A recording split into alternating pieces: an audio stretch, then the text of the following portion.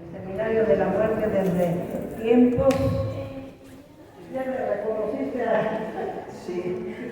Porque ya tanto tiempo que no nos vemos que ya no nos reconocemos. Sí. Ya no. Pero bueno, seguimos aquí. La muerte sigue viva. Y seguiremos otros. ¿Cuántos tenemos? ¿55 años? Sí. Pues podemos tener más, ¿no? Otros 45. Tener más. Y les puedo decir que verdaderamente de que funciona para muchas cosas, no solamente para la historia, no solamente para el Seminario de la Muerte, hasta para la propia vida, ¿no? Les puedo decir que yo que estoy en duelo en este momento, pues me ha funcionado mucho continuar con el Seminario de la Muerte y ver que pues es parte de la vida, ¿no? Estamos trabajando intensamente para que este duelo no nos meta a la casa, que nos mate en vida, ¿verdad? Mucha fuerza. Entonces sí, gracias. Pues vamos a iniciar este trabajo para que podamos tener el tiempo de ver la exposición tranquilamente. Entonces vamos a cederle la palabra al maestro, al doctor. Pero, maestro, doctor, para mí ya sabes que eres doctor, si no lo tienes el título de doctor. Bien, él es el arqueólogo Carlos Jiménez Hidalgo y estudió estudios de antropología cultural en la Academia de Ciencias y Artes de la Anáhuac. Estudió en la licenciatura en arquitectura en la Escuela Nacional de Antropología e Historia. Investigaciones en arqueología en las zonas arqueológicas de Teotihuacán y Xochicalco, o Oaxaca. Se efectuaron excavaciones en el centro histórico de la Ciudad de México como práctica de fin de la carrera de licenciatura de arqueología. Casa de la Primera Imprenta, anexo de Santo Domingo, es arzobispado, casa del diezmo y colegio de niñas. Catedrático invitado en los cursos de verano en la Universidad Méndez Pelayo, invitado como investigador en antropología cultural en el Instituto en Washington. Y no veo bien porque las letras son muy chiquitas, disculpen ustedes. Actualmente es vicepresidente de la Academia de las Ciencias y Artes de la Anáhuac. Actualmente realización de actividades en el sistema de producción de televisión, el programa Conciencia Plenaria en la Coordinación de Artes, Ciencias y Cultura. Y para ustedes entonces les cedemos la palabra y la recibimos con un fuerte aplauso.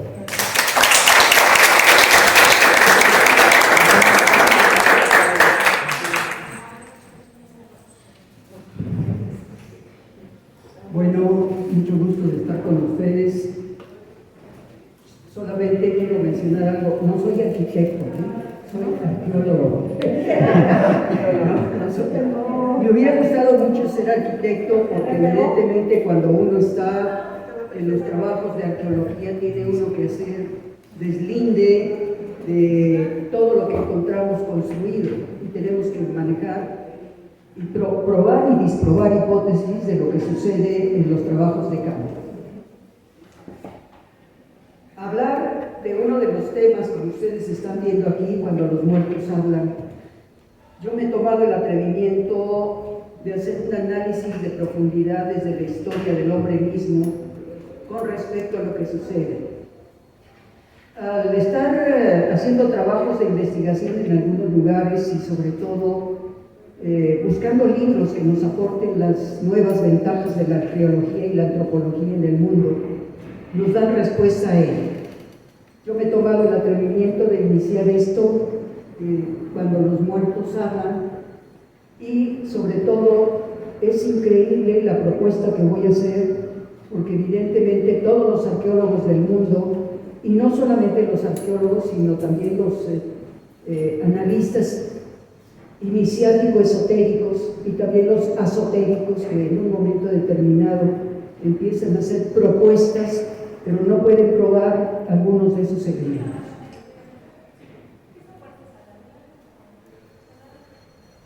Para Para mí lo más importante ha sido conocer la propia universalidad,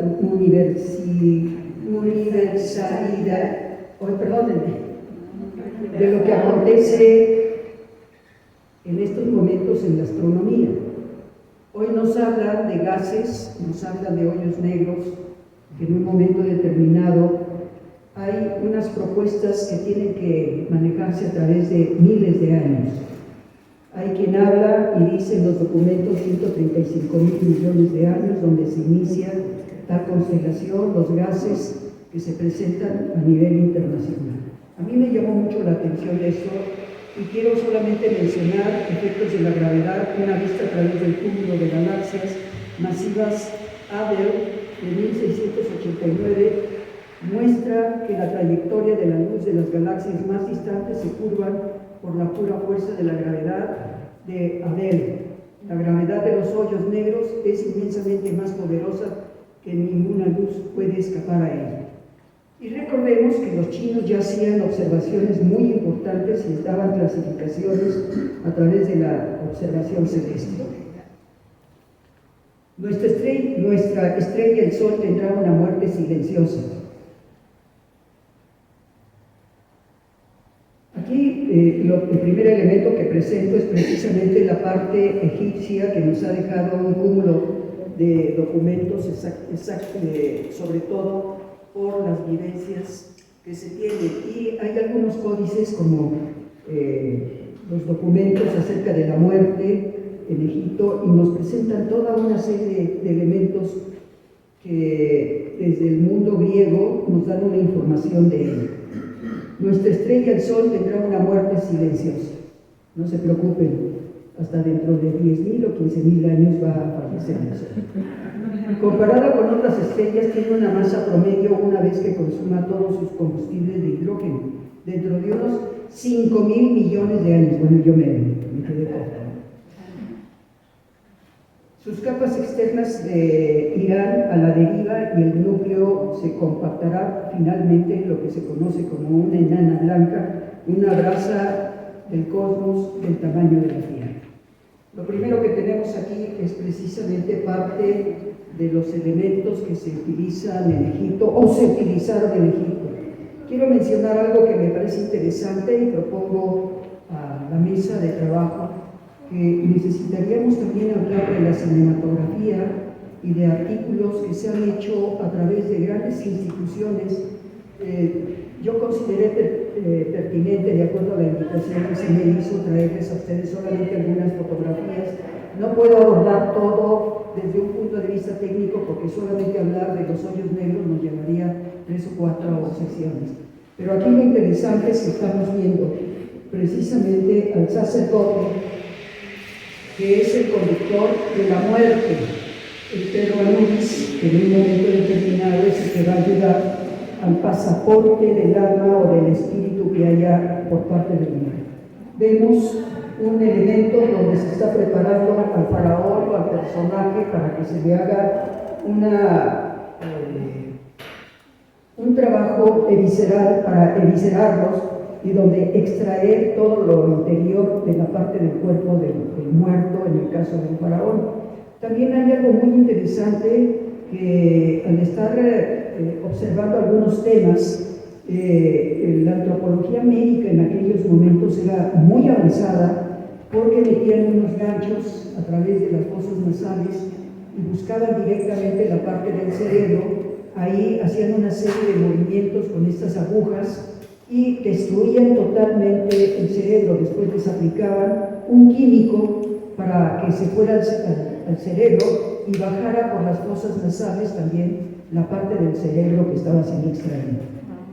La evisceración de los faraones tiene un contexto para llegar a lo que va a ser la mortalidad, que es la primera parte, y luego la inmortalidad, o sea, dentro de la muerte, tener un regreso hacia el futuro.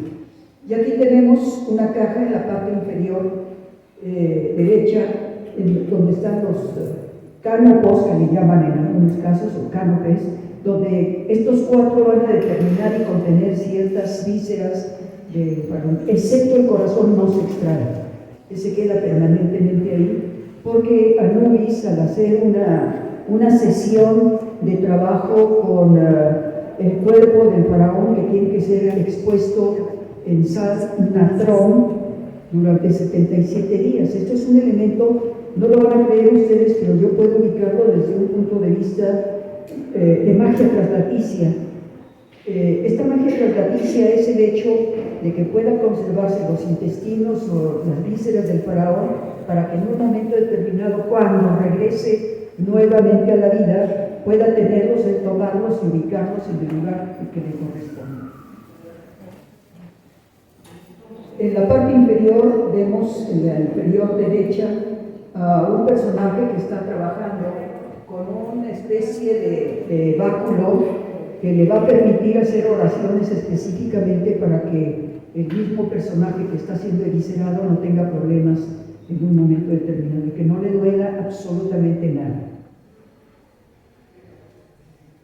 Esta es la parte que estaba mencionando a ustedes de los hoyos negros, que es determinante, y se habla, los astrónomos hablan de 35,000 millones de años que está llegando todavía la luz ya de estrellas que han desaparecido.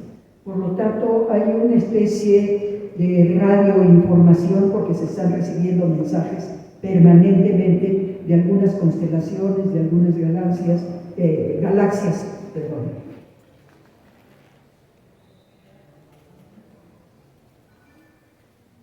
El hoyo negro es el centro de la Vía Láctea, a 26,000 años luz de distancia. Se llama Sagitario A.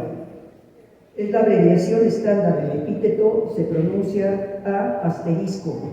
Es hoy un hoyo negro, tranquilo, remilgoso para comer.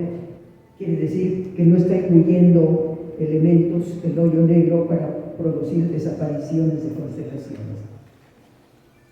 Otras galaxias contienen Godzillas, destructores de estrellas y devoradores de planetas llamados cuásares.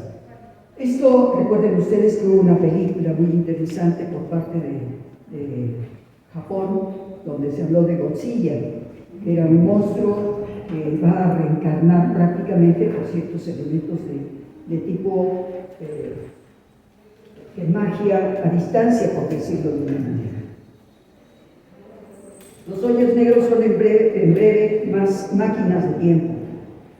Supercalentado por el hoyo negro masivo, el centro de la galaxia M87, un chorro de gas sale disparado a lo largo de miles de años luz.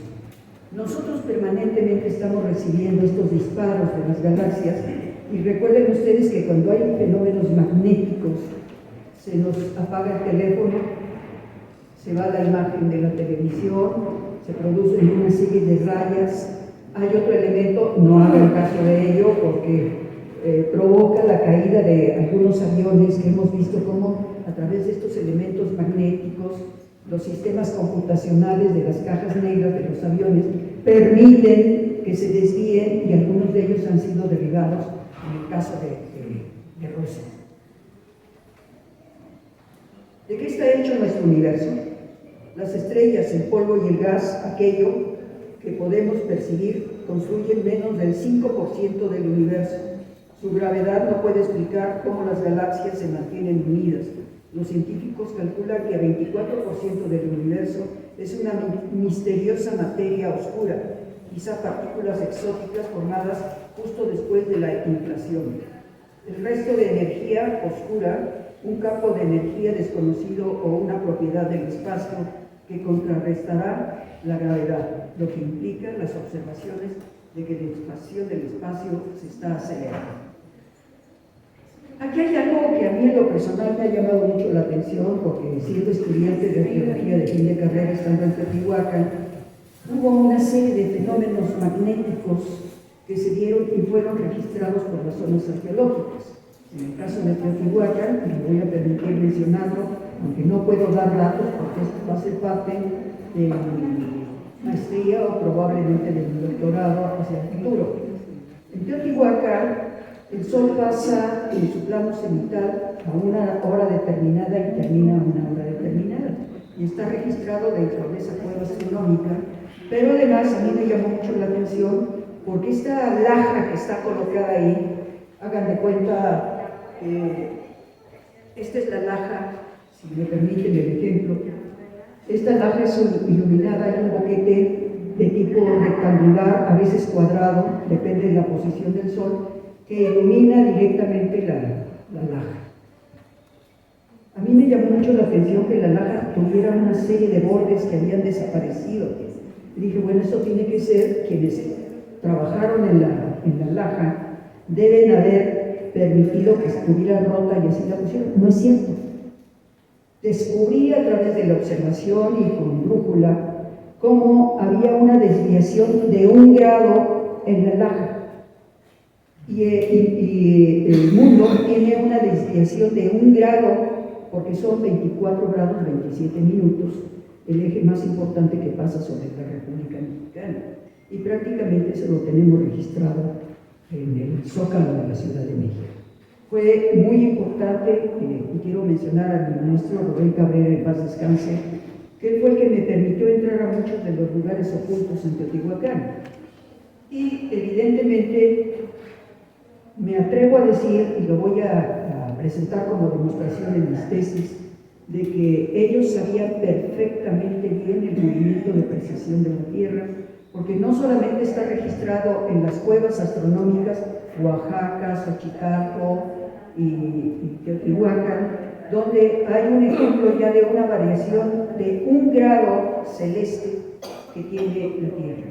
Sobre todo cuando hubo el terremoto aquel muy fuerte de 1987 y algunos otros que se han dado, han mencionado que el eje se ha desviado, de ninguna manera.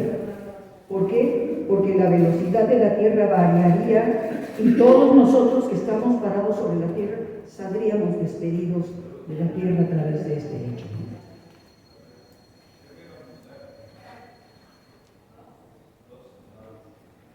Bueno, aquí estamos viendo parte de ello. Los puntos oscuros son los hoyos negros y la parte azul es la parte que corresponde a nuestra Vía Láctea. Aquí lo tenemos, hay una nube de gas y está tomado por algunos de los observatorios que están en México y en Estados Unidos y en Chile, donde se pueden ver perfectamente bien todos los elementos. Pueden tomar fotografías, con toda confianza. Si fuera de tesis, no. Bueno, el movimiento más importante, voy a hablar de un elemento para que podamos entender los hechos de la idolatría de ayer y de hoy. Voy a hablar en el caso de la hiperdulia. Hiperdulia se refiere, y lo menciono desde el punto de vista con la religión cristiana. La Virgen del Rocío de nuestra Macarena o de Nuestra Señora de Montserrat, por ejemplo, pero difícilmente que las tres a la vez, siendo como son una misma, pero ojo, su adoración no se puede llamar idolatría. Todos sabemos que idolatría se refiere a ídolos, y en el caso de Mahoma, me permito mencionarlo sin faltar al respeto a la estructura musulmana, Mahoma va a destruir en la primera etapa de Cábala, va a destruir los 350 dioses que están ubicados en ese momento en esa cábala. Y recuerden ustedes que acaba de pasar hace unas semanas, la gran peregrinación a la Meca. Y ahí se habla de una fusión de conceptos ideológicos muy importantes. En la palabra pagana mimariolatría, que es malicioso vocablo protestante, sino hiperdulia, que es otra cosa, según lo determina la Iglesia. Las grandes civilizaciones antiguas como la caldea, la egipcia, la griega, la india y romana incorporaron la idolatría a sus prácticas religiosas. Sus respectivos pueblos se contentaron con adorar a dioses en los templos y se hicieron pequeños. La idolatría fue introducida en China por el budismo. Sus fieles de mayor cultura saben que estas figuras tienen solo un valor simbólico, mientras que la religiosidad popular atribuye a imágenes poderes extraordinarios.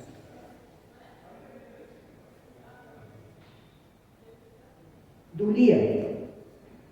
En los alrededores de los 10.000 personas canonizadas que se ofrecen en la devoción de los cristianos, hay varias imágenes que se llevan la palma del prodigio, los llamados santos intercesores.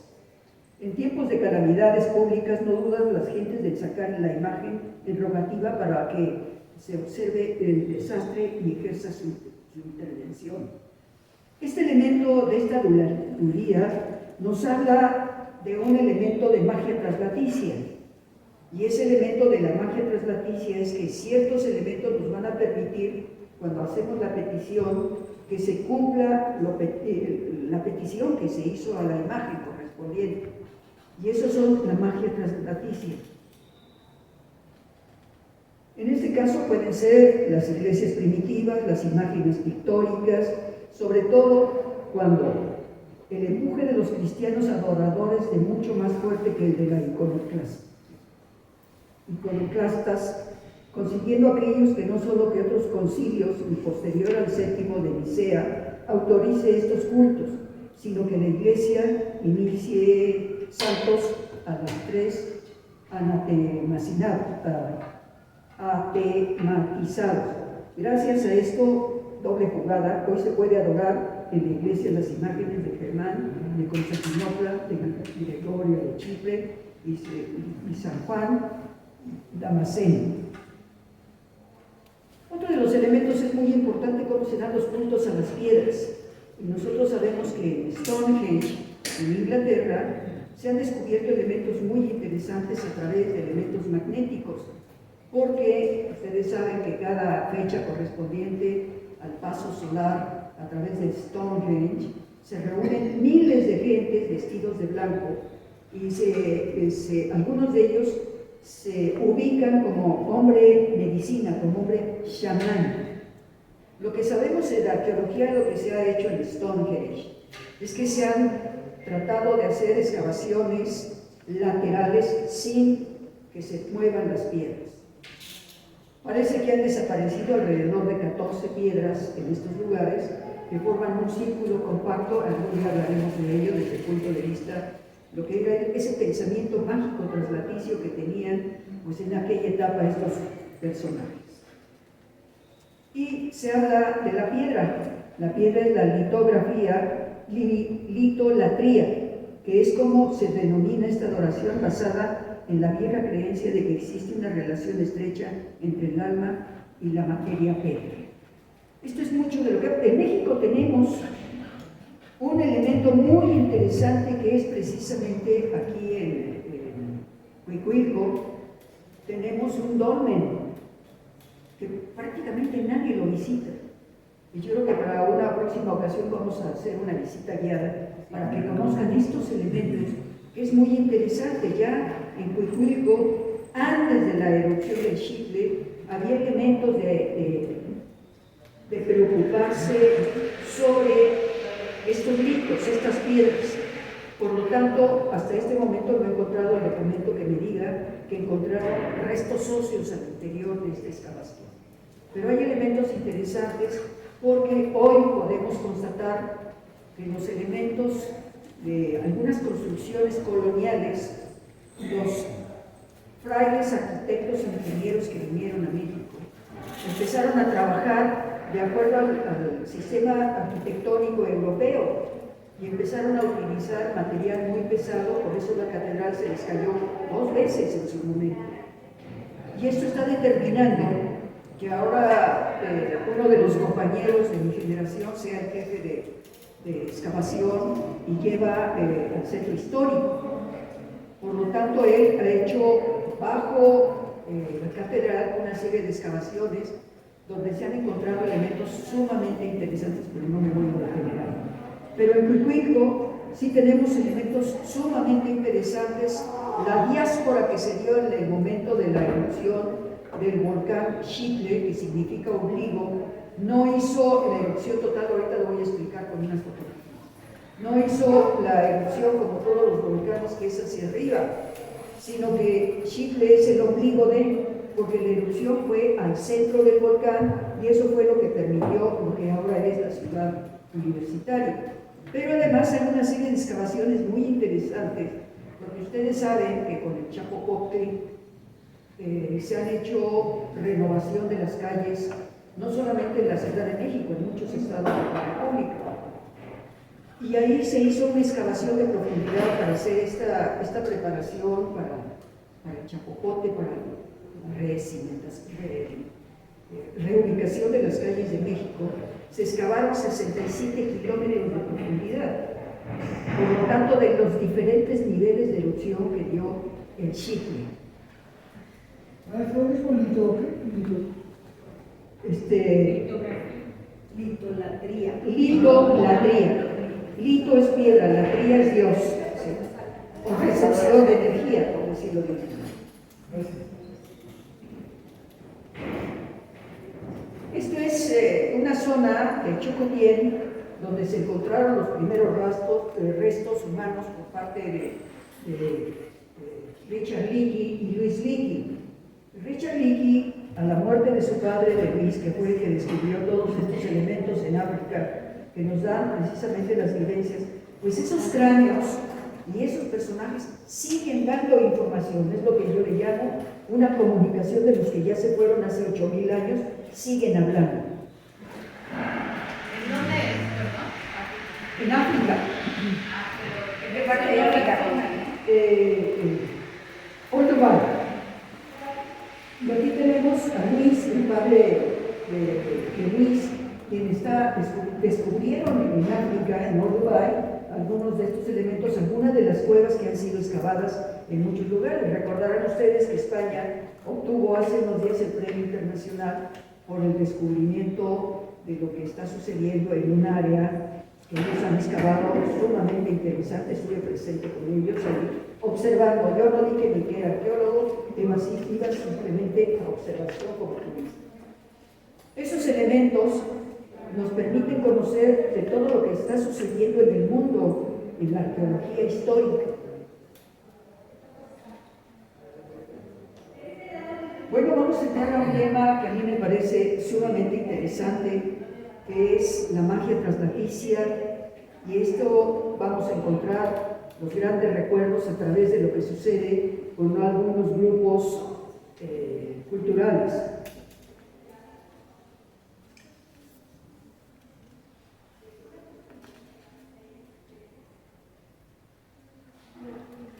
Es interesante porque esto es el Canadá. Y en el Canadá se hacen ceremonias muy especiales. Aquí ustedes pueden ver en el ángulo superior izquierdo a un jefe de tribu que tiene ese poder traslaticio, que es la cornamenta de venado. ¿Por qué? Porque ellos de una manera simbólica saben que tienen que pedir permiso para matar un animal, le hablan a su espíritu, le hablan a su alma, y ya para poderlo ingerir también piden permiso, pero además piden permiso para ponerse cada uno de los elementos, y aquí los tenemos en esta magia traslaticia. Y luego vemos a la derecha una canoa del Canadá, y este es el inicio de las ceremonias potlatch. Potlatch es un regalo que se le da como lo que sucede en Oaxaca del viernes tradicional que se hace en Oaxaca. Es exactamente lo mismo, los regalos que se dan. Entonces este potlatch van los grupos tribales de las comunidades a realizar sus trabajos. En el ángulo inferior izquierdo tenemos algunos grupos de ellos con máscaras de los mismos tótem que ellos manejan. Esos tótem tienen los espíritus de los antepasados, pero tienen los espíritus de los animales del bosque. Y aquí lo tenemos con cada uno de ellos que tiene máscaras, que tiene imágenes de pertenecer a determinado grupo tribal, si son los cuervos, si son los osos, si son los bacalao, si son los águila. Cada uno de ellos tiene un clan al cual se debe su estructura. Y por último, tenemos otro más, que es este ángulo derecho, donde está la muerte, están los cráneos de la derecha de antepasados, y es un lugar donde no se permite la entrada de algún extranjero, porque pueden llevarse el espíritu de cada uno de los que están ahí. O sea, estos muertos siguen viviendo, porque se manifiestan constantemente. Yo recuerdo en Brasil la gran cabaña del universo, donde los indígenas hacen su permiso al universo y bailan la danza del pajarito, bailan la danza del pájaro, bailan la danza del cangrejo, bailan la danza del anagrán, porque son los elementos que les van a permitir tener la tierra. En otro momento voy a invitar a algunos compañeros y algunas compañeras para que hagan estas danzas tradicionales de lo que sucede con los grupos tribales, de los que hay todavía en México. Yo les recomendaría que se dieran una escapadita los sábados y los domingos para que vean el número de chamanes que hay en el Zócalo, cómo hacen sus trabajos de limpia, que es una magia traslaticia. Y eso determina porque la gente sale perfectamente limpia. Los cristianos, cuando vamos a la iglesia, también soy cristiano, voy a la imposición de manos por parte del sacerdote. Y en una ocasión fui a un pueblo del Estado de México y había una fila de más de 300 personas y el sacerdote con las manos en alto. Y yo veía que la gente entraba de una forma y salía de otra, hasta que dije, me voy a formar para ver qué me pasa.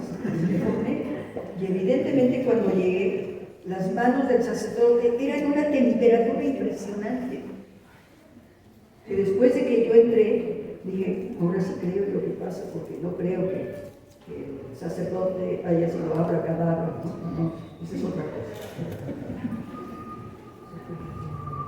Bueno, este es el proceso. Aquí tenemos en el ángulo superior izquierdo algunos de los tótems y algunos de los grupos tribales pertenecen a un determinado clan, se ponen máscaras de árbol, máscaras de perico, máscaras de águila, y cada uno de ellos va reservando la fuerza y va teniendo la fuerza que la comunidad le otorga a través de estos grupos donde se encuentran. Ahí ven varios de ellos también. Hay 3 tótem en cada uno de ellos, donde se ve el tótem, la energía que posee. Eso es verdaderamente extraordinario en el Canadá. Si ustedes quieren ver un tótem de estos, vayan el domingo, sábado y domingo, al Museo de Antropología con los danzantes voladores de papá. Es verdad. Observen los que hacen, cómo se mueven, cómo tocan la tierra, cómo suben, cómo se desplazan bajando las 4 águilas. Es un elemento interesante del poder del siglo indígena. 4 águilas que vuelan dando 13 vueltas cada uno para completar el ciclo de 52 años. Esto es interesantísimo. El problema es, me permito comentarlo, que yo llegué descubierto, porque precisamente en el mes de enero, febrero, que cambia de invierno a primavera, yo no me acordaba que las esporas de los árboles se desprenden. No llegué más que a sentarme y en 30 segundos me estaba yo desmayando porque las esporas me perjudicaron. Aquí hay una compañera que me salvó la vida prácticamente. Cuando fue con el doctor para decirle, doctor, como trabajo en el INAPAM, el doctor nos atiende a todos los catedráticos ahí, y inmediatamente me dijo, tómese esto, inmediatamente para bajar. Gracias a la compañera, sigo vivo. Pero además es muy peligroso lo que está pasando en estos momentos. Ustedes me vieron llegar con cubrebocas. Sí. Úsenlo. En estos momentos hay un problema muy serio que el gobierno, ya no les voy a contar más, pero no se va a decidir. Lo único que puedo decirles es que mi cuñada es médico del secretario de la Defensa. Y entonces no están permitiendo la entrada más que a puros oficiales y soldados del ejército. Cuando hay personas muy graves, sí los admiten. ¿Por qué? Porque ha variado el COVID. Ahora lo están llamando los médicos Frankenstein 1. Entonces, para que ustedes se den cuenta de lo que está sucediendo, y a mí me mandó unas medicinas hace 2 meses para estarlas tomando diariamente, porque ya me acusaron de ser contagiador de COVID. Aquí está precisamente la evolución del hombre, y lo vemos en sus diferentes etapas. Evidentemente hasta donde está la antorcha, que es el hombre erectus ya en primer lugar, donde vemos que empieza la agricultura en un formato determinado para la evolución de la humanidad, y luego tenemos el hombre contemporáneo. Nada más que aquí se les olvidó que deberían de haber puesto 5 personajes: el grupo blanco, el grupo negro, los rojos y los amarillos, porque cada uno de ellos estamos Aquí podría decir quiénes pertenecen al grupo amarillo, quiénes pertenecen por la estructura craneal que nos va a determinar el formato de qué influencia tenemos nosotros desde el punto de vista antropología física. Y son puros hombres y faltan mujeres. Ese es el problema que después de 1944, no es cierto, 1945, cuando México interviene en el proyecto internacional sobre la ayuda de la Segunda Guerra Mundial, México hace propuestas del proyecto México, que ahora lo están manejando. Pero ese proyecto México no es el de 1942, porque la estructura de ingenieros, arquitectos y médicos ayudaron a hacer el loop de capacitación para todos los obreros de la hombres y mujeres de la Segunda Guerra Mundial. Bueno, aquí hay algo que a mí me pareció muy interesante. Esto se llama La Cuna de la Religión, que es un documento muy interesante que salió. Dice: Nacimiento de la civilización, por Charles Seman, y fotografías de Vincent Musi. Vuelve a representarse en lo alto de una apartada colina del sur de Turquía. Los actores son catervas de turistas, en su mayoría turcos, con algunos europeos hacinados en autobuses que suben hasta la cresta de la Trompicones por un camino sinuoso mal pavimentado. Esto es una época de la edificación de la parte de la raza humana que vivía en pequeñas bandas nómadas que subsistían recogiendo plantas y cazando animales salvajes. ¿No? No oigo. Es Göbekli Tepe. Sí. Aquí vemos la construcción más importante, que es la que tenemos a la izquierda, en donde está el desarrollo de ese templo que dicen los arqueólogos cuando excavaron esto, que tenía techos especialmente y debe haber tenido algunas cavidades o algunas ranuras en la parte superior en donde entraba un elemento lumínico.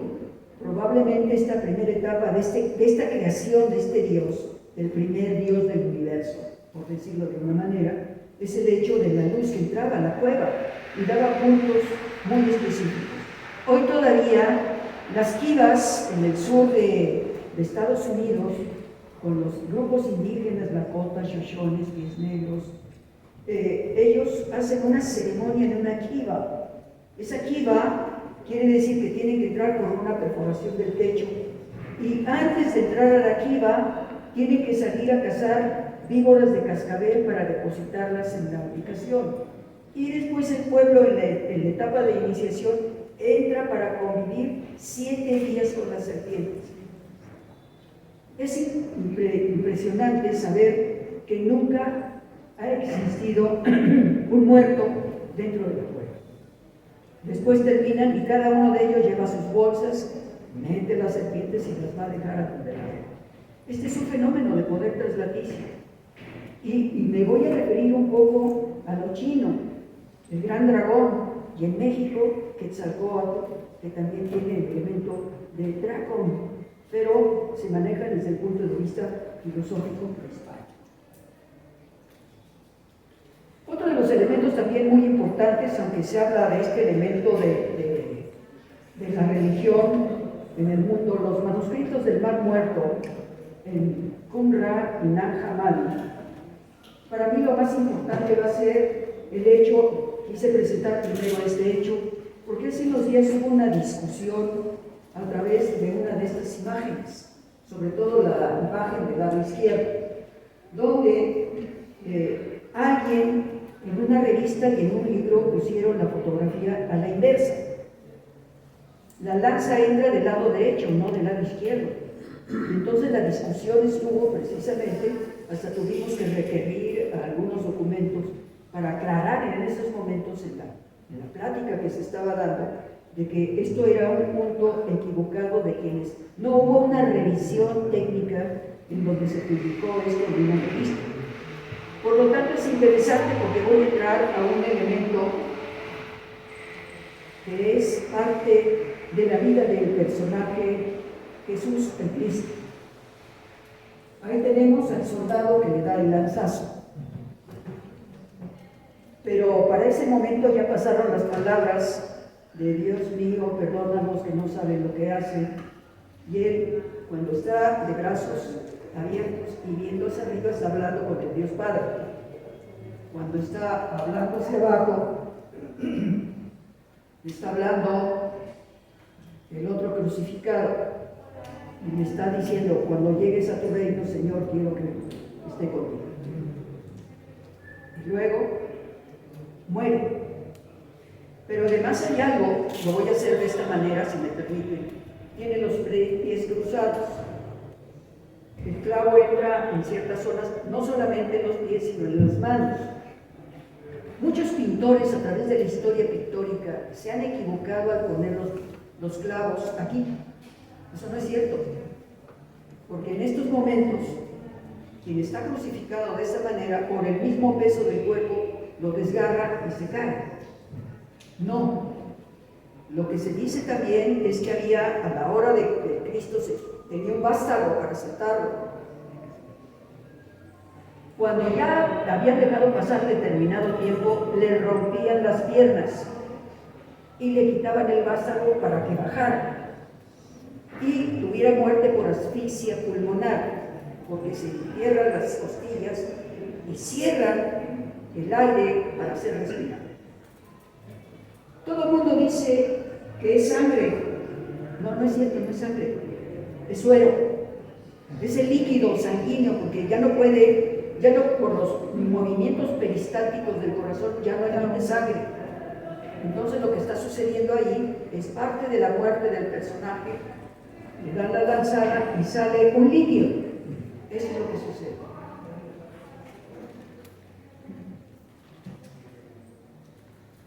Bueno, aquí entramos a los rollos del Mar Muerto. Es quizá uno de los temas más interesantes, porque hoy los que estuvieron en el concilio de Nicea siguen hablando a través de cada uno de los documentos.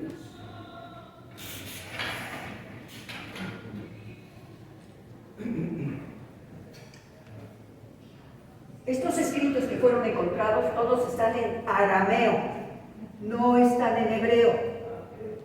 Y luego, aquí tenemos a uno de los investigadores que ha estado trabajando desde el punto de vista hebreo, cuando descubren un rollo de más de 60 metros y lo estudian, tiene bases en la Torá.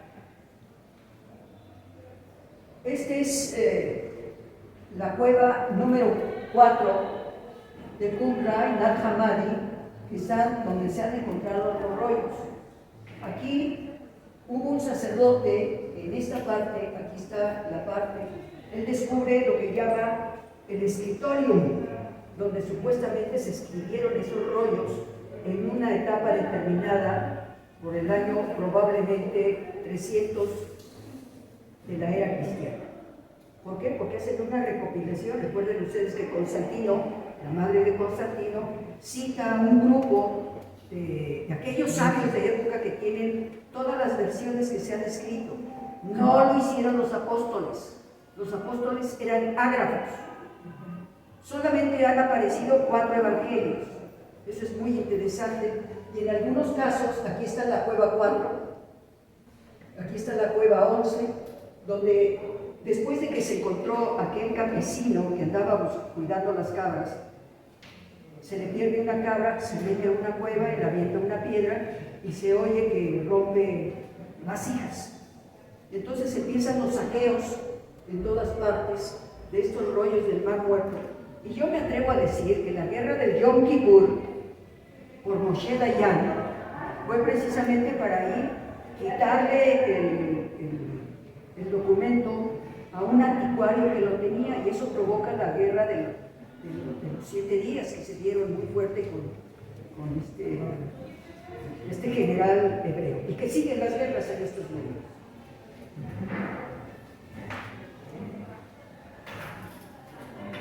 Se habla mucho de que en esta reunión de los esenios, hay algunos que les llaman los esenios, que es donde se habla de que Jesús el Cristo desaparece una temporada y él va a vivir con los esenios.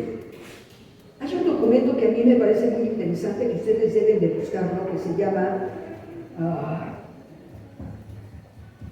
bueno, cuéntame.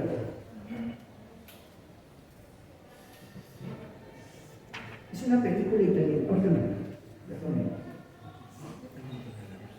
Lo interesante de esto que cuando se hace la destrucción en Qumran, y sobre todo cuando se hacen las excavaciones, también aparecen otros elementos muy interesantes que hizo el padre Debo, que fue el que escribió y encontró el escritorio. Ahí se dice que los esenios son los que hicieron todos los documentos de Qumran, y sobre todo cuando en un momento determinado tiene una guerra y persiguen precisamente a los hebreos que se refugian ahí perdón, estoy buscando el nombre. Hay dos de ellos, el padre de Bo y Harding, son los excavadores y hacen una serie de estudios muy interesantes, pero para mí que el padre de Bo solamente hace propuestas por hipótesis, no comprueba. Todo el mundo que presenta un proyecto de trabajo debe de presentar su hipótesis y también sus discusiones contra las hipótesis que se presentan. Sobre todo los rollos del Mar Muerto han causado, tanto en las escuelas de Israel como en Nueva York y Washington, todos aquellos especialistas en la Torá, hay discusiones hasta para el tipo de escritura que se tiene con el alfabeto.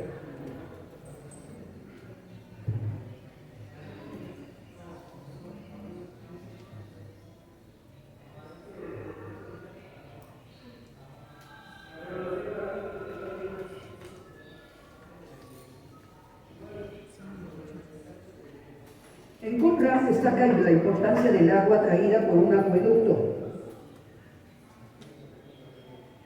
El acueducto está en la extrema derecha, donde está la línea de la fotografía hacia el lado izquierdo. Distribuida por todo el lugar mediante canales y cisternas, cumplía un importante papel de purificación, como lo demuestran los baños rituales. Entre otros espacios en el recinto se identificaron una torre utilizada como almacén, la cocina, la sala, supuestamente celebraban asambleas, un posible escritorium o estudio, una lavandería derruida por el terremoto del 31 a.C. y un taller de alfarería con sus hornos.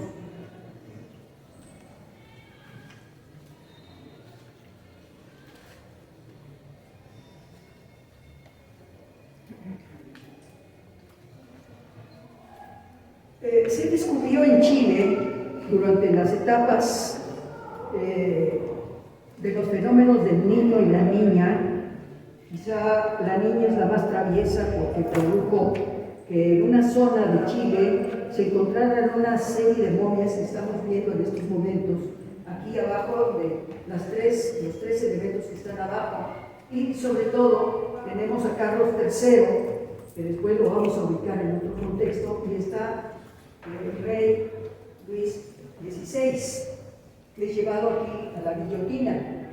Y están estos elementos, no quise poner muchos elementos de lo que sucedió en la guillotina, pero hoy sabemos que muchos de los decapitados siguen todavía manifestándose.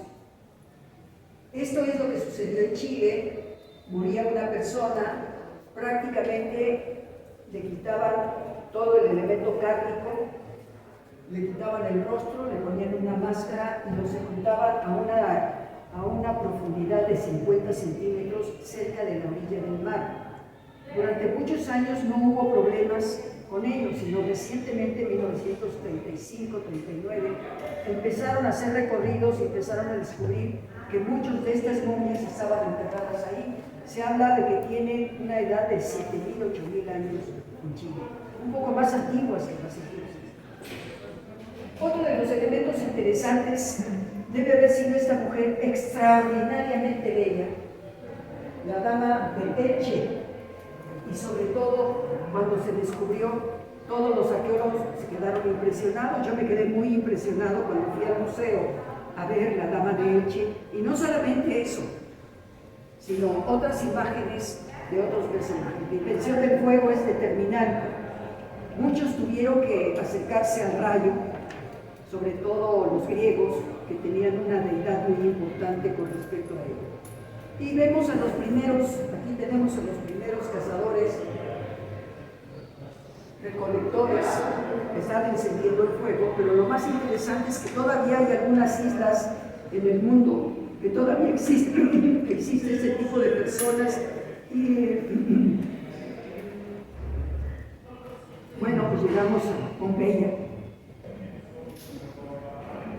Aquí ustedes pueden ver, quiero decirles, les traje un regalo a todos ustedes, porque les traje todo lo que estoy hablando, mandé sacar fotocopias para darles a cada uno de ustedes estos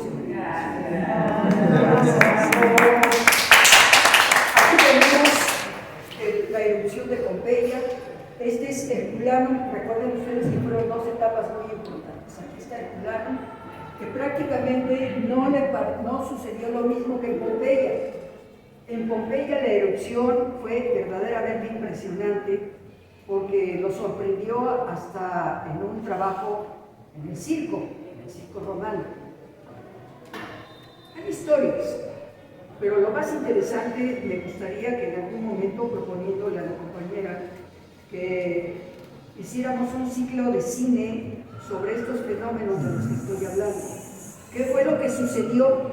¿Qué fue lo que sucedió en Pompeya? El volcán nos sorprendió. En menos de 10 minutos había desaparecido Pompeya.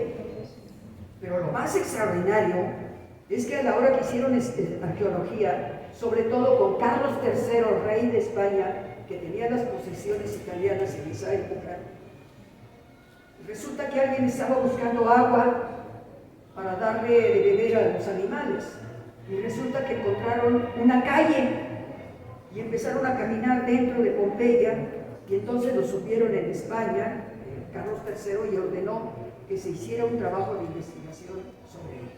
Si ustedes ven algunos de los monarcas europeos en la actualidad que tienen una banda azul agua, es la orden de Carlos III. Y eso se continúa después de las actividades que realizó Carlos III. Aquí tenemos uno de los lugares donde murió Plinio el Viejo, porque los gases que salieron del volcán fueron tóxicos totalmente. Prácticamente Plinio el Joven fue a rescatarlo, ya lo llevó muerto, pero él empezó a hacer anotaciones de todo lo que sucedía. Entonces hay dos informaciones, la información de Plinio el Viejo y Plinio el Joven.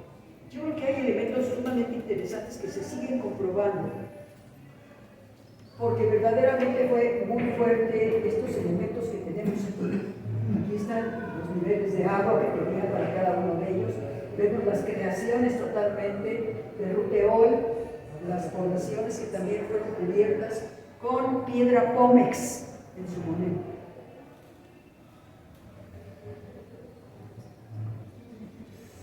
Los arqueólogos lo que empezaron a hacer excavación y encontraron capas muy especiales, y entonces empezaron a darse cuenta que estaba la piedra pómex solidificada, y cuando metían el picolete o una punta o algo con la cucharilla, se empezaron a dar cuenta que estaba hueco abajo, y se dieron cuenta que empezaron a llenar todas las cavidades de yeso.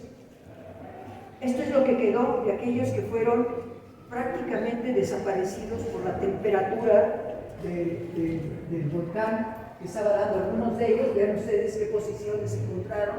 Hay un documento muy interesante de dos cuerpos, uno de ellos que estaban haciendo el amor y los agarró el momento clave. Claro que murieron, mis 50 se dieron. Y entonces también otros que se estaban besando, que es parte de una película que se llama Los últimos días de Pompeya. Es una historia de unos personajes que vivieron ese momento.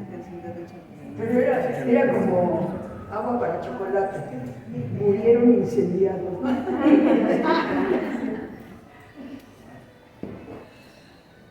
Bueno, esta es una de las calles en Pompeya. Vean ustedes ustedes los surcos que dejaban las carretas y cómo fue desapareciendo, está muy descuidado para la fecha. Estas fotografías deben haber sido de 1970, 1980, porque no puede ser que las zonas arqueológicas se abandonen cuando tienen un turismo verdaderamente extraordinario. Y aquí tenemos algunas de las ruedas que fueron localizadas en algunas excavaciones. Esta es la Casa de los Milagros, y aquí vemos cómo los personajes de esa época, que eran los que habitaban esa casa, aquí los tenemos.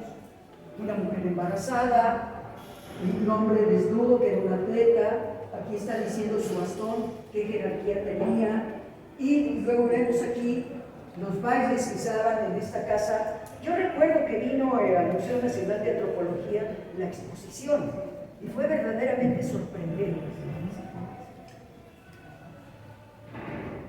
Bueno, tenemos otro de los elementos que también son muy importantes, Horacio Nelson.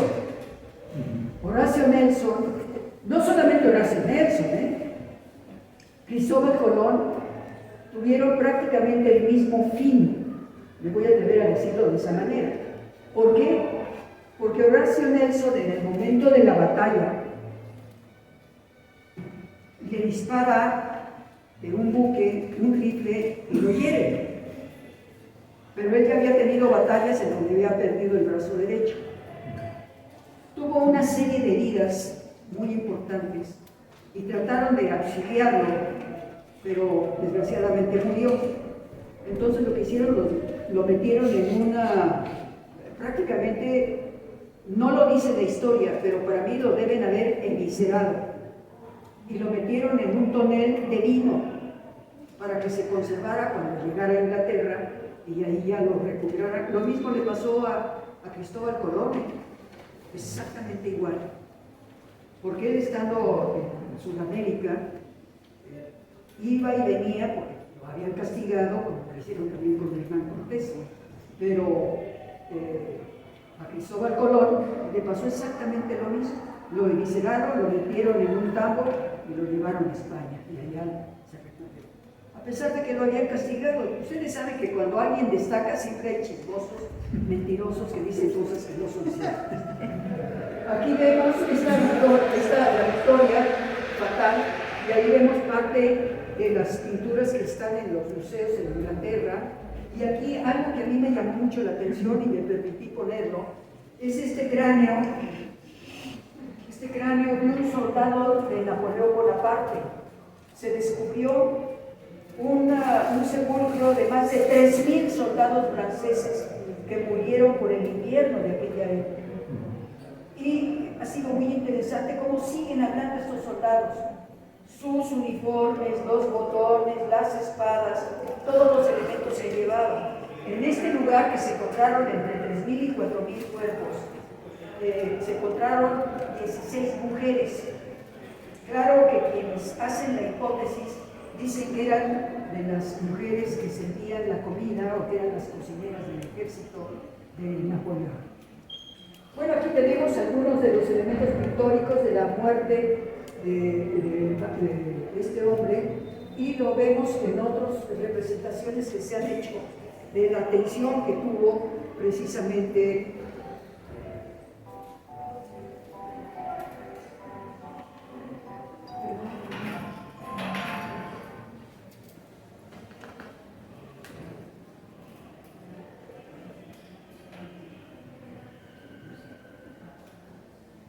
aquí vemos un féretro de la última etapa de Cleopatra.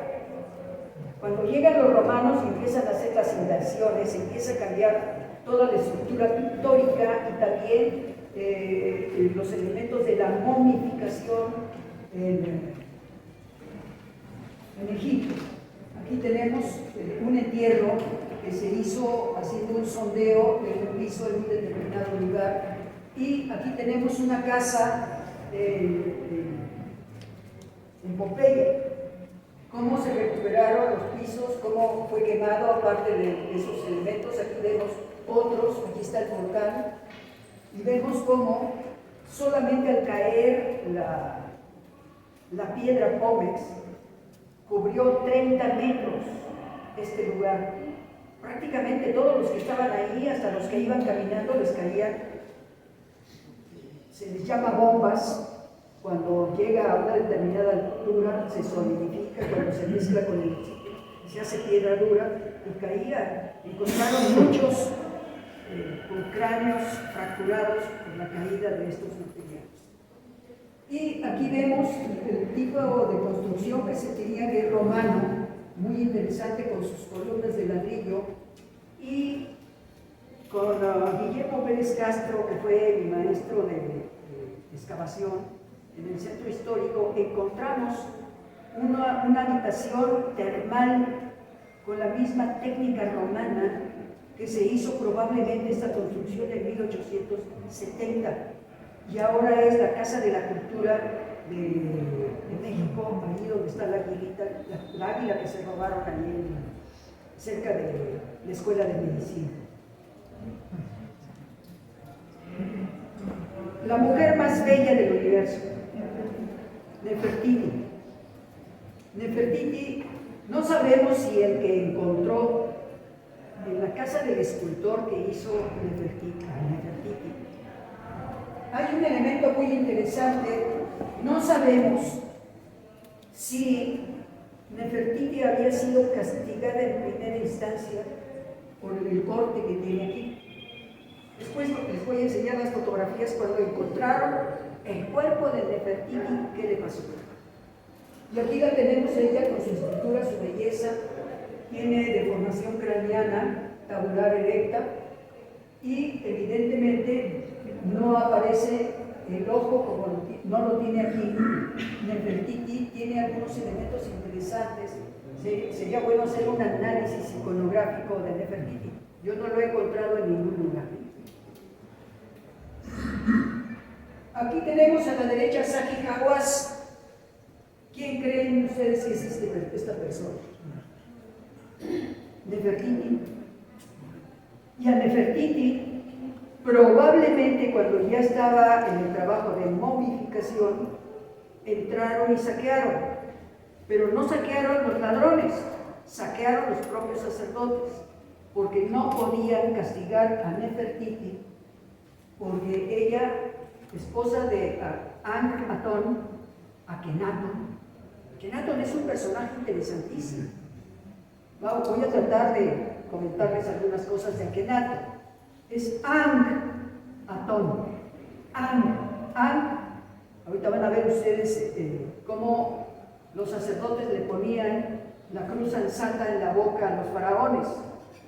Esa cruz ansata nos va a permitir decir la primera etapa de la vida. Catón, el principio de la vida solar. Ese es el nombre. Y aquí tenemos un acercamiento del mismo personaje. ¿Por qué no solamente le quitaron la mandíbula, sino parte del pecho? Porque con Akhenaton cambiaron al divino Atón, al sol, y corrieron a todos los sacerdotes. Aquí vemos cómo Zahi Hawass hace los estudios. Me parece que Zahi Hawass pues es uno de los grandes arqueólogos que lo tuvimos aquí hace 8 años, que vino al Museo Nacional de Antropología y nos dio una conferencia acerca de las excavaciones, pero además nos regañó a todos los que estaban.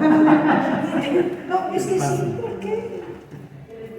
Lo que pasa es que era tanto el entusiasmo de que vino Zahi Hawass, que todo el mundo estaba sentado en las escalinatas, en todos los lugares, y entonces Zahi Hawass pues se enojó porque había mucha gente. Entonces, pero es válido. Yo considero que muchas de las exposiciones de Zahi Hawass es porque el mundo entero no entiende, después del robo de los hermanos musulmanes que se dio en el museo, que hubo cosas extrañas. Entonces aquí vemos cómo se hacen los estudios. Ahora ya no hay necesidad de lo que hizo Howard Carter. Howard Carter fue quitando capa por capa, y como no pudo quitar muchas cosas, cortaba a Tutankamón. Y entonces vamos a lo siguiente. Aquí tenemos a Tut, este es Tutankamón, y aquí está precisamente Zahi Hawass haciendo los anuncios de él. Zahi Hawass, yo había leído hace unos 15 años, 20 años, que Tutankamón había sido asesinado. ¿Por qué? Porque aparecieron cortes en la garganta, aparecieron golpes en el cráneo, en la parte posterior, y Zahi Hawass, ahora hay un artículo que traigo aquí donde dice, no fue asesinado Tutankamón. Dije, no puede ser. Y aquí vemos el cráneo que tiene golpes. Pues yo no sé qué es lo que vio Zahi Hawass, porque aquí vemos que al interior los mismos que estaban haciendo la operación de salvar el cuerpo de Tutankamón, encontraron al interior las piezas de cráneo del área herida del personaje. Y luego vemos aquí el hecho de que hicieron una abertura, probablemente una herida que le dieron exactamente la primera vértebra de Tutankamón. Y vemos aquí otros elementos, la deformación craneana que tenía el personaje y sobre todo los símbolos de cada uno de ellos. Aquí tenemos el momento del juicio, donde se va a pesar las acciones, vemos los elementos que se tiene ante una de las principales deidades, en donde vemos aquí al perro Dios, que es el que va a medir la posición, el peso de las acciones buenas y malas que se tenían.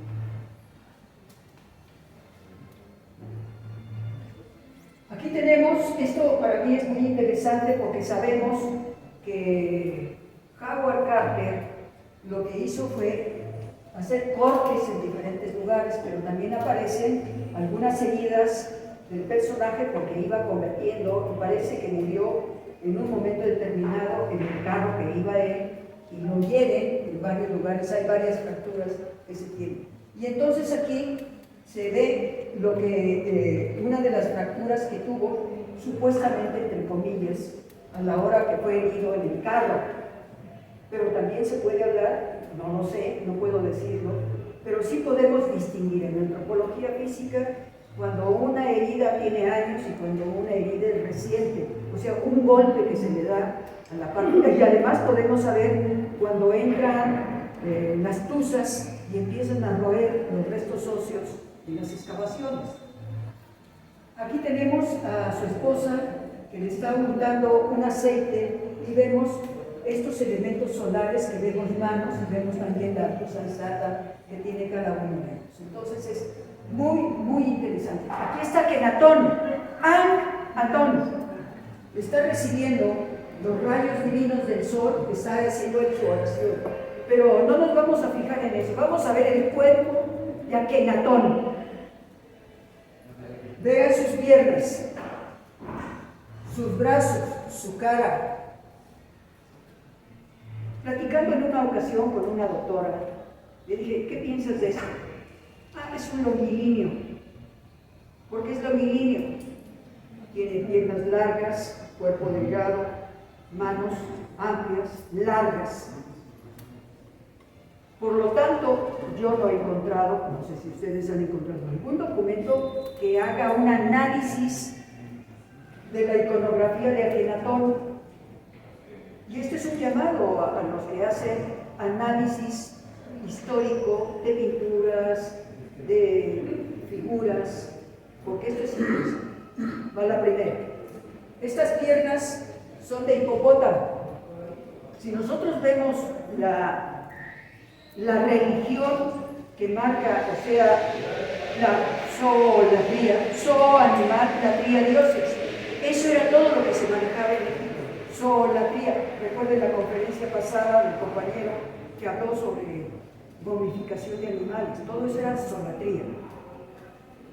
Segundo, la parte de las piernas es el ibis.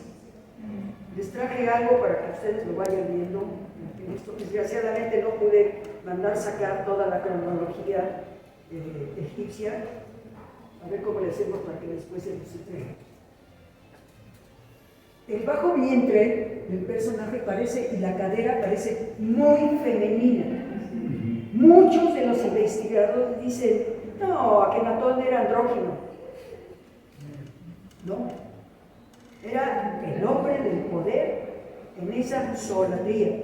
Los animales dioses le hacían magia traslaticia al ocupar el cuerpo de cada uno de los sacerdotes, las esposas, que eran elegidas precisamente por ciertas características físicas.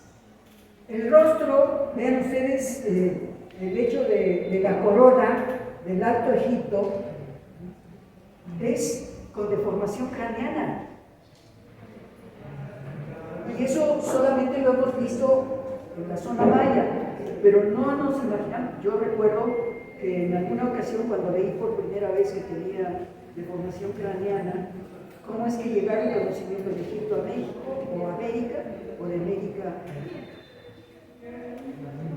Aquí vemos los rayos del sol que son manos, manix. Y además aquí vemos la flor de loto y vemos las sandalias del faraón con Nefertiti, que también están ofrendando hacia el sol. Y aquí vemos hasta cierto punto las mismas características de Akenatón con Nefertiti. Y prácticamente los que han tenido oportunidad de estar en Abu Simbel, las hijas de los faraones están a los pies de ellos. Pero las estatuas tienen 30 metros y las hijas tienen 2 o 3 metros y medio más o menos. Entonces es un elemento muy interesante para destacar esos elementos de inicio. Bueno, pues aquí tenemos a Hatshepsut. Si a Nefertiti, a todos aquellos que algo habían cometido en la parte de la estructura gobernante, llegaba el momento que a la muerte les causaban la destrucción nasal de la boca, o les abrían el plexo solar, o les cortaban el brazo. Y aquí lo tenemos en una de las figuras muy importantes, cómo le rompen la nariz en los grupos que se tienen. ¿Ya me tienes a avisar? ¿Ya me pasé el tiempo?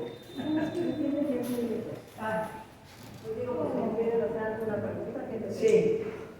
Bueno, aquí vemos a Hatshepsut cuando estaba recibiendo a los grupos del formato con su mesme. Y luego tenemos aquí la construcción del sepulcro de Hatshepsut. Y posteriormente, casi todas las figuras, porque además hubo algo de protección en donde estaba el lugar donde era dominado por Hatshepsut. Y lo que hicieron fue ocultar todas las esculturas de Hatshepsut y además muchos elementos iconográficos que había de ella. Y aquí nuevamente ven ustedes cómo le rompe la nariz, sobre todo porque fue una mujer dominante, fue una mujer que rompió las estructuras de los faraones y se convirtió en la mujer faraón. Bueno, pues aquí tenemos a Hatshepsut, aquí tenemos en primer lugar a la nodriza. A mí me causó una impresión verdaderamente interesante, porque la nodriza de Hatshepsut se sonríe en la muerte. ¿Verdad? Me parece que hasta se está riendo de los demás, y así debe haber sido. Y luego aquí tenemos a Hatshepsut de frente y de perfil. Tiene un poco de sonrisa, pero además tienen las dos personas, tanto la nodriza como la misma faraona, tiene partida la nariz. ¿Por qué? Recuerden ustedes que le meten unas agujas para absorber el cerebro.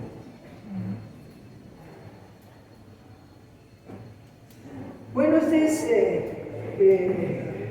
la duquesa Chi. Aquí la vemos en un trabajo que se hizo en 1977. Fue extraordinario el trabajo. Bajaron cerca de 40 metros y a la hora que destaparon el sepulcro de la mujer, la tocaron y parecía que había sido enterrada el día anterior. Tiene 8 siglos. Y fue verdadera, no he leído nada que hayan hecho un estudio, que fue el químico que le ubicaron para conservarla en esa forma. Aquí lo tenemos ya después de tiempo. Otra de los ataúdes de personajes de China. Y bueno, pues entramos ya a la última parte, que es precisamente las mujeres que hacen pócimas mágicas, pero también las envenenadoras que se han dado mucho en la historia. Y aquí tenemos de Goya, si me permiten nombrarlo tal y como está, dice que estas son las ceremonias sabáticas que recopiló Goya, y esta es la ceremonia del gran cabrón, o sea, la gran cabra.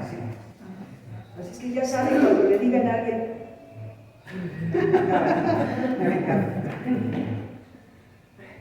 Dante Alighieri.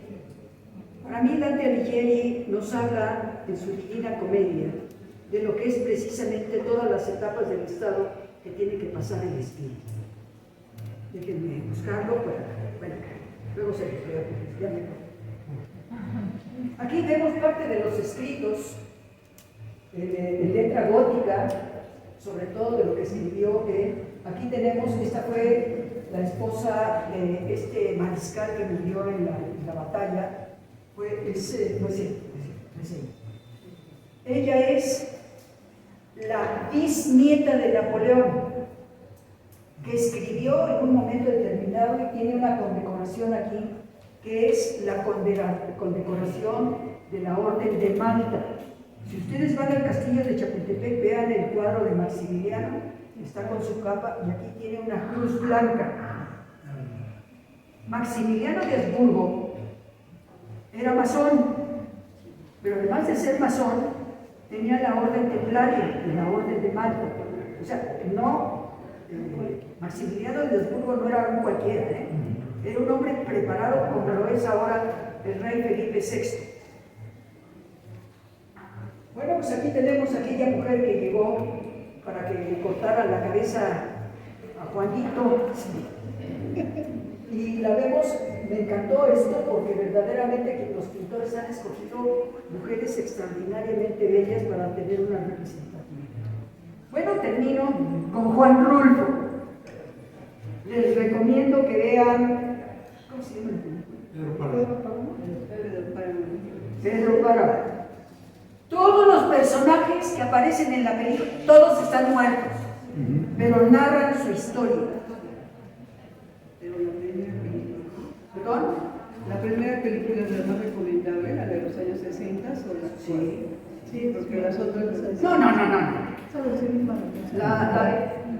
El mejor trabajo de Pedro Páramo es que hemos tenido sesiones cinematográficas y hubo personas que dijeron, no le entendí nada. Nada. Como yo era un adolescente. ¿Qué pasó con el sacerdote que va a darle una extramaunción a una persona que era su madre? Pero hay un tiempo latente ahí. Entra a la casa, cuando él llega, se abre la puerta, entra unas telarañas. Cuando llega a la recámara de la madre, le habla a la mamá que está postrada en la cama, saca su libro y le da la bendición. Se le olvida el libro, sale y va a la calle y le dice, ¿cómo entró? Yo tengo la llave. No, la puerta estaba abierta, no puede ser. ¿Sabe qué? Dejé mi libro.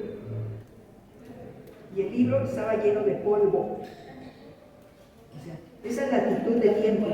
Lo vivimos todos los días.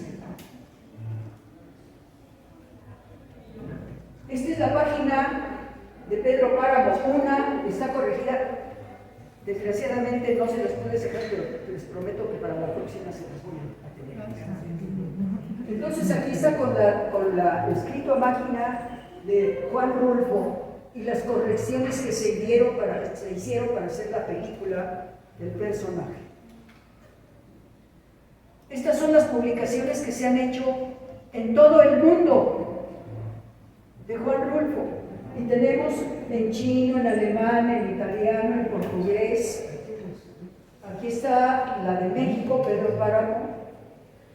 Y hay muchas otras, son alrededor de 50. Acaban de salir, les recomiendo el periódico La Jornada los domingos, porque salen todos estos elementos de la cultura literaria de México. Aquí tenemos a Juan Rodolfo Niño, cuando estudió en la primaria. Aquí tenemos a este señor que fue embajador de John Gavin. ¿Perdón? John Gavin, aquí lo vemos, con uno de los capitanes de la Revolución Mexicana. Y bueno, pues la película nos presenta el machismo de lo que sucedió en esa etapa. Y aquí tenemos, fíjense nada más, aquí está Juan Rodolfo, Alberto Isaac y Carlos Monsiváis. En este pueblo no hay ladrones. Les recomiendo que busquen esa película. Sí. Pues muchas gracias.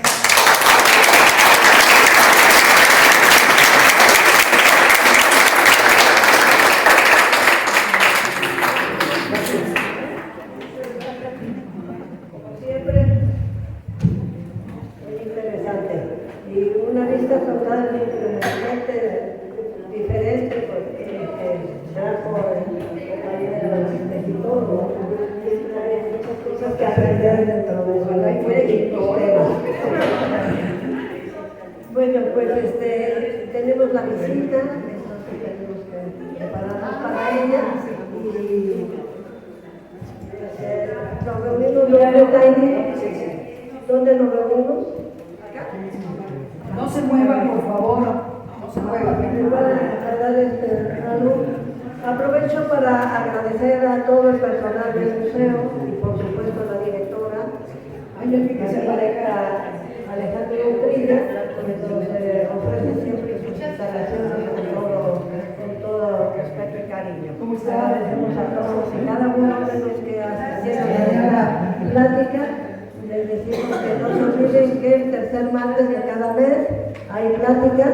Y bueno, tendremos la próxima, no tengo el título, pero sí vamos a tener a esta persona que trabaja mucho con el ciclo de 19, con Panteón de San Fernando y los pueblos que están en San Fernando. Entonces seguramente nos va a hablar de alguno de ellos y ya saben que son los